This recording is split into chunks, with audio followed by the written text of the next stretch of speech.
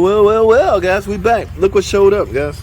Yes, I ended up, I know in the comment section, I had a debate going whether I should use a tensioner clamp or a worm clamp.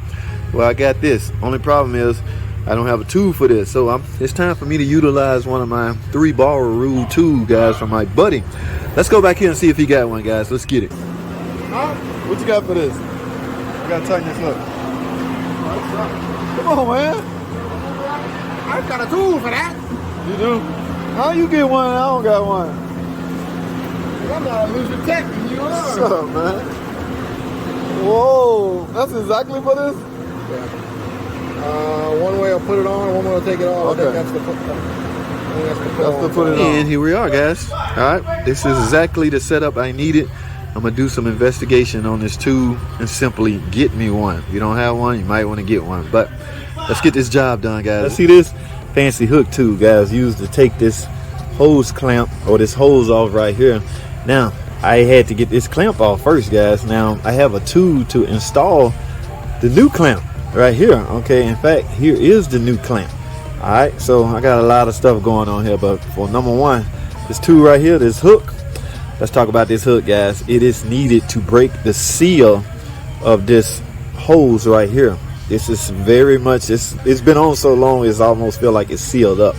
All right, now I don't know if I can get this off with in this little time that I have on this short video, but some people may not know how to use this. All right, I'm not a tool expert, but yeah, just get it under there. May work out for me. Oh, look at that. There you go. All right, this tool right here. You don't have no twisting room, so you almost gotta have a tool. Guys, I got this clamp right here. You have to analyze this stuff first. So here's the thinking goes, guys. Use your tool.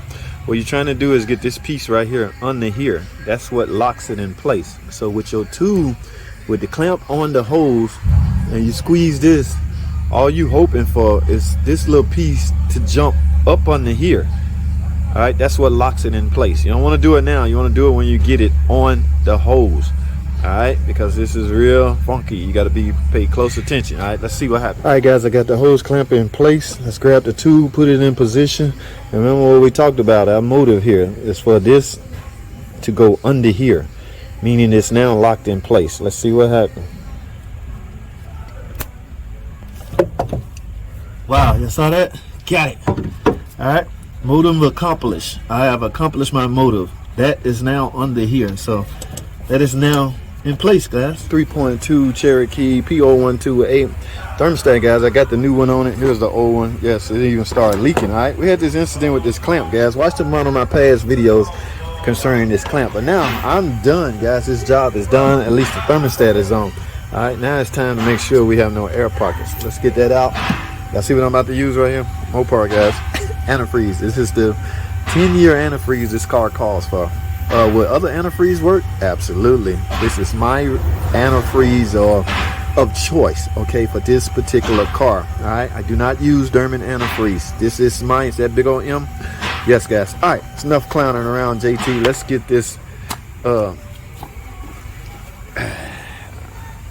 Guys, y'all know the drill. You put this in until the coolant come out. All right, I'm out of time on the short videos. So as long as y'all understand my motive here.